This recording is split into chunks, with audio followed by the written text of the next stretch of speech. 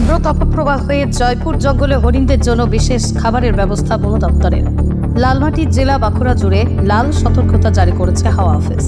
তীব্র তাপপ্রবাহে নাজেহাল বন্য পশুদেরও। জয়পুর জঙ্গলে এই মুহূর্তে প্রায় 350-র অধিক হরিণ রয়েছে। তাদের কথা চিন্তা করে এবং বন্য প্রাণীদের কথা মাথায় রেখে জয়পুর বন দপ্তরের পক্ষ থেকে বন্য প্রাণীদের তীব্র গরমের হাত থেকে বাঁচার জন্য জয়পুর জঙ্গল জুড়ে একাধিক জায়গায় সিমেন্টের পাত্রে ঠান্ডা পানীয় জল, কাঁচা ছোলা, বিট লবণ ও গুড় দেওয়া হলো। বন দপ্তরের দাবি, জঙ্গলের বিভিন্ন জায়গায় বন্য প্রাণীদের জল খাওয়ার জন্য একাধিক ডোবা কেটে রাখা হয়েছিল, কিন্তু তীব্র দাবদাহে তা শুকিয়ে গেছে। কিন্তু এই তীব্র গরমে যেখানে মানুষ নাজেহাল হয়ে পড়ছে, সেখানে বন্যপ্রাণী তো হবেই। তাই বন্যপ্রাণী এবং হরিণের সুরক্ষার জন্য এই বিশেষ উদ্যোগ নেওয়া হয়েছে জয়পুর বন বিভাগের পক্ষ থেকে।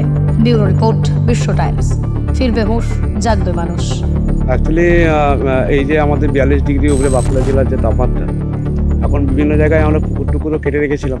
জলটা অনেকটাই কমে গেছে এবং যেটুকু জল আছে আমরা ভাবলাম যে এখন সেটা পশু পাখি, বিশেষ করে আমাদের জয়পুরে হরিণের সংখ্যাটা অত্যধিক বেশি। তাছাড়া বনশুয়োর, বনমুরগি, খরগোশ বিভিন্ন ধরনের আছে।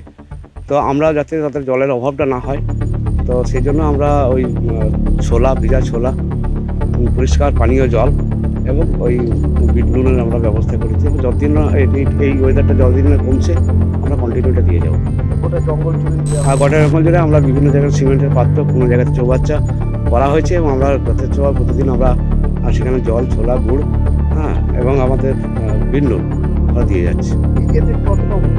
উপকার বলতে আমরা তো দিয়ে দেখছি, আমরা দিলাম, আমরা তো এসে দেখছি যে সন্ধ্যার পর থেকে ওটা শেষ হয়ে যাচ্ছে। খাচ্ছে, কাজ হচ্ছে। এই গরমে কি উপকার রয়েছে?